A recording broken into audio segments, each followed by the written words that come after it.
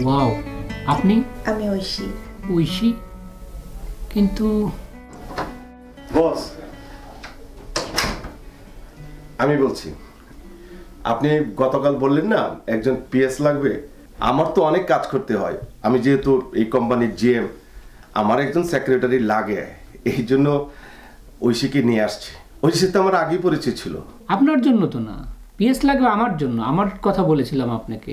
জি জি বস। আপনি একটু অডিটের কাজটা রেডি করেন, আর শুনেন, যাওয়ার সময় দরজাটা একটু লাগিয়ে দিয়ে যান।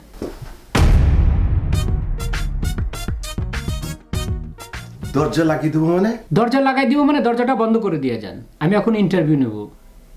দরজা বন্ধ করে ইন্টারভিউ নিলে আপনার কোনো সমস্যা নেই তো? না বস। ঐশী, দরজা বন্ধ করে ইন্টারভিউ দিতে আনিজি লাগবে না আপনার? আনিজি লাগবে কেন? ইন্টারভিউ তো ইন্টারভিউ, তাই না? গুড, আপনি তো 50% ইন্টারভিউতে টিকে গেছেন। পাবেল, আপনি দাঁড়িয়ে আছেন কেন? প্লিজ যান। না মানে বস, খাল কেটে কুমির আনার গল্পটা আপনি জানেন? ইন্টারভিউ শেষ হলে আপনার কাছ থেকে আমি শুনে নেব। মনোয়ার! বস, মনোয়ারকে ডাকতে হবে না।